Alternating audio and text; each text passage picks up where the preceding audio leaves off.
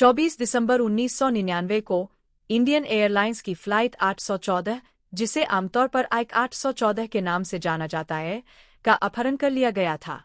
यह विमान त्रिभुवन अंतर्राष्ट्रीय हवाई अड्डा, काठमांडू, नेपाल से इंदिरा गांधी अंतर्राष्ट्रीय हवाई अड्डा, दिल्ली, भारत के लिए उड़ान भर रहा था। एयरबस A300 विमान को कैप्टन देवी शरण, फर्स्ट ऑफिसर राजेंद्र कुमार और फ्लाइट इंजीनियर अनिल कुमार जग्गिया द्वारा संचालित किया जा रहा था।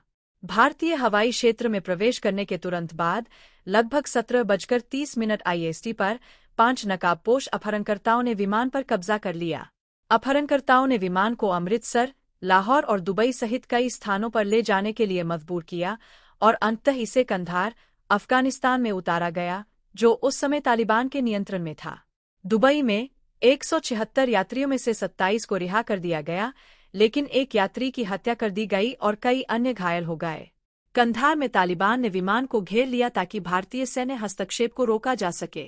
जांच के दौरान यह पाया गया कि Pakistani inter services intelligence (ISI) के अधिकारी भी मौके पर मौजूद थे और कुछ सबूतों से अपहरणकर्ताओं को समर्थन देने में उनकी भूमिका का संकेत मिला। यह निष्कर्ष भारत के वर्तमान राष्ट्रीय सुरक्षा सलाहकार अजित डोभाल द्वारा निकाला गया, जो वार्ता में शामिल थे।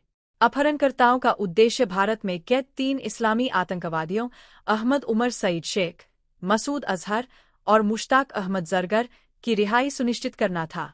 7 दिन तक चले इस तनावपूर्ण बंधक संकट के बाद भारतीय सरकार ने बंधकों के बदले इन 3 आतंकवादियों को रिहा करने पर सहमति व्यक्त की।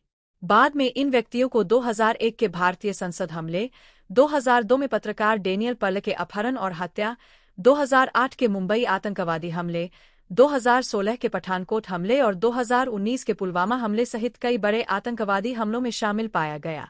आइक 814 का अपहरण सहस्राब्दी के आसपास के सबसे महत्वपूर्ण आतंकवादी षड्यंत्रों में से एक माना जाता है, जिसके अल-कायदा और अन्य आतंकवादी नेटवर्क से संबंध थे।